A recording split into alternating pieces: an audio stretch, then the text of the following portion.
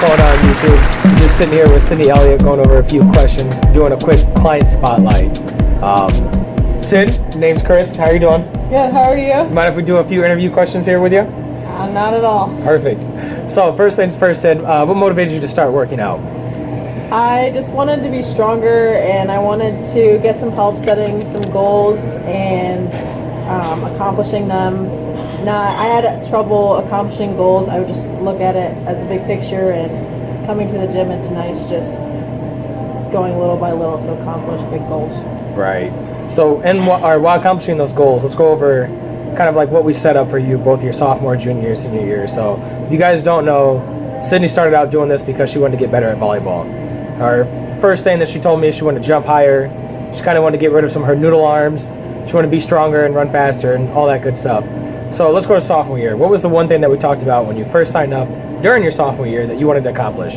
I wanted to be all conference first team. And how'd you accomplish that? I was in here 2 to 3 times a week, and I tried to come to all the classes I could, just get in here as much as I could, and try and change my diet around a little bit.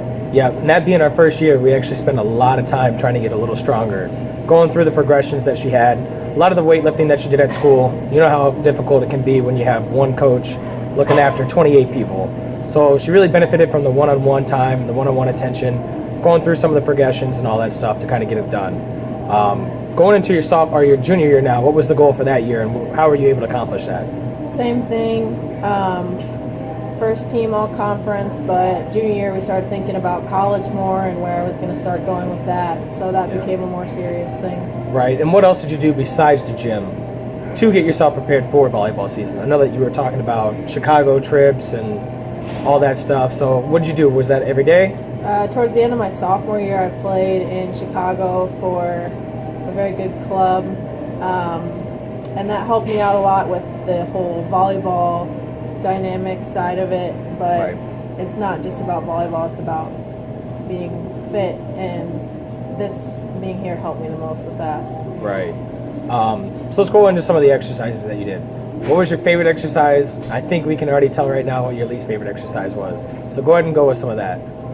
My least favorite is squatting because I think it's hard to get through mentally, and it leaves me sore for about 3 or 4 days. Right. My favorite would be pull-ups because I couldn't do them when I first started coming here, and now that I'm here I can do about 4 or 5. Yeah, you buddy! When it comes to working out, the overall aspect, right? The nutrition side of it, the weightlifting part of it, the cardio part of it. Going into your nutrition specifically, what changes in your diet have you made? I've become more conscious over the past couple years. I've kind of changed to a paleo diet for the most part. I still slack off sometimes because everyone does. Right. But what's the paleo diet consist of? Paleo diet is essentially the caveman diet. It's meats, vegetables, fruits, nuts, basically whole foods.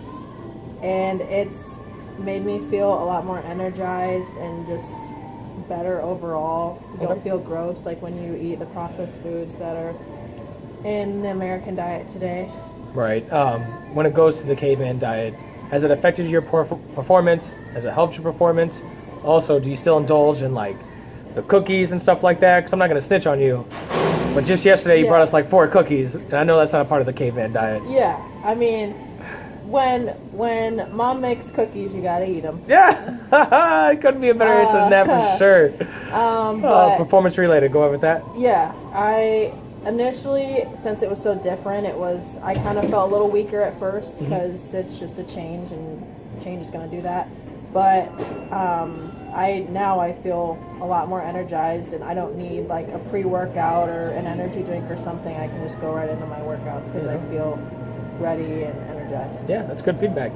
The most surprising thing about that is actually you kept yourself accountable in doing all of that. There was no suggestion from a trainer for you to follow that. That's just something that you wanted to try out. Matter of fact, when I first met Sydney, the very first week of doing training, she was doing a juice diet, which is one of those fad diets that you always see on the internet, where it was like a 7 or 14 days. You remember what it was, Sid? 3 days. Oh, God. It was a 3 days, all juice, no anything else diet. And I remember the first workout she came to, she was feeling like crap. So do your research, guys. I'd rather have any client of mine follow a paleo diet than just an all juice diet. It sounds absolutely ridiculous. It's fine if you're not working out. Yeah, there you go. We'll get into the next question. What surprises have you had during this whole process for you? We're talking about 3 years of this now almost. I'd say the biggest surprise probably was I did a Savage race last summer. Okay. And that was my second time doing it. Yeah. And the first time I did it with my cousin, but this time I was just going to do it by myself to see kind of how well I could do it and finish it. And then as I was walking into the race, about 10 people from the gym, including Chris, put that away. Yeah, buddy. They surprised me and did the race with me, so that was really fun and pretty cool that they would drive that far. And that just kind of goes back to the whole family aspect of the gym. We try to make sure everybody that comes to the door feels welcome, and the more we get to know you, the more we're probably personally invested in you. Trying to do things like support Sydney at the Savage Run, or invite other clients to like the 5K that we did for this instance. Like even Tracy, right, who is Sydney's mom, is a client of ours, did the 5K with us this week. First time doing the whole 5K in the last like 10 years without stopping. So kudos to both of you guys. The Elliots work hard, man. Let's get into the next question. This is probably the best question on the whole sheet. We're going to go over what's the best quality in the trainer. Sid, go ahead and take it from here. We don't have a lot of time, though, so try to keep it within the 5 minutes. Keep a time limit here. Yeah. Probably the best quality is keeping me accountable and just giving me a new confidence, I would say. Right. I don't know if I could say this, but... Go for it. What'd you learn? Talking S. Yeah. Oh, my God. But... yeah, just pushing me always, like when I don't think I have like anything left in my tank, keeps pushing me and to do things that I didn't think I could do. Right. So I don't know if you remember, but junior year and senior year, we used to have some of her friends come through and try to give her a challenge or give her an extra push. And unfortunately, a lot of those members that would come over here and try to give her a push didn't really know exactly what we were doing, because they didn't have the opportunity that Sydney had to have a year underneath her belt of pushing herself and getting used to some of the progressions we have here, knowing the form and the exercises. So we found a better way to challenge her. And that is where this point system behind me that you can see. I'm on the top. And the belt come in. No, she's not. And the belt come in. The way we did that is we set up a client versus trainer weekly challenge every Friday where we came together and put together an exercise, whether it was as many reps as you could do or as many rounds as you can do in 12 minutes, like an AMRAP, or rowing a certain amount of time. We always used opposite weights, some that we felt was comfortable for the other person to perform, and try to get after it. Unfortunately, for 10 weeks in a row, she took an L. But we went to the Savage race, and supposed to lie. yeah, right. We went to this Savage race. She was able to get through a few of the obstacles that I wasn't able to, so she was able to get points on the board through that. Points on the board were sticking with her mom through the 5K, right? Because that's a sacrifice. She did really good as a support system in that. And points on the board for winning a quick challenge between me, her, and going against Brandon and Xavier. So that's what we always have the belt system for. Just a way to keep you motivated and always keep ourselves pushing ourselves to challenge and get better. So we just got a few different questions, or a few last questions. How'd you go about picking the gym and the trainer? Do you remember when you first signed up here? It was May of my sophomore year, I want to say. Cinco de Mayo is what she's trying to say. Yeah. Quick plug for the next upcoming May 4th. Anyways, go ahead, Sid. My aunt, we were members here, but we hadn't really come to the Moline one that much. We live out by the Coal Valley one. But my aunt took us to a class here, Chris's class, on Saturday morning, and we liked it. And so we kept coming, and it was good for my mom and I to do something together. And then we came to the Cinco de Mayo party, and it was super fun. We got to know everyone. We just felt kind of at home. It was like a family. Again, Cinco de Mayo, May 4th. We got another one coming up this year. Go ahead, Sid. And so then Chris asked me to train with him and one of his clients at the time. And so I did.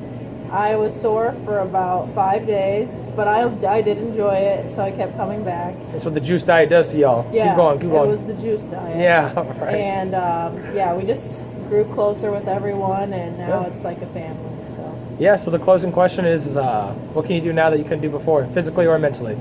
Physically, my pull-ups, because that was always a big thing for me. I always wanted to be able to do pull-ups.